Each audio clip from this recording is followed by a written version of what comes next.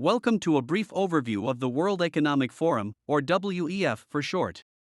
The WEF is an independent international organization that was founded in 1971 by Klaus Schwab, a German economist. The organization's mission is to improve the state of the world by engaging business, political, academic, and other leaders of society to shape global, regional, and industry agendas. The WEF hosts an annual meeting in Davos, Switzerland, which brings together over 3,000 leaders from business, government, international organizations, civil society, academia, media, and the arts.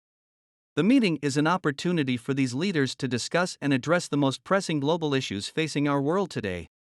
Some of the key topics that have been discussed at past WEF meetings include climate change, economic inequality, political instability, and technological advancements.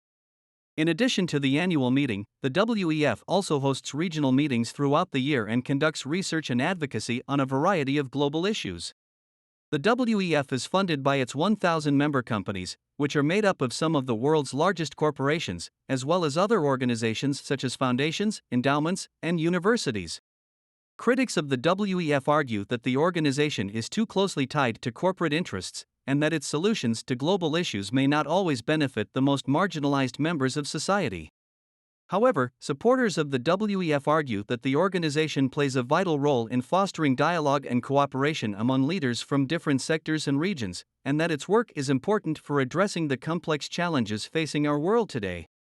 In conclusion, the World Economic Forum is an important international organization that brings together leaders from different sectors to discuss and address the most pressing global issues of our time. While the WEF has its critics, its work is considered to be vital in fostering dialogue and cooperation among leaders from different sectors and regions. Thank you for listening.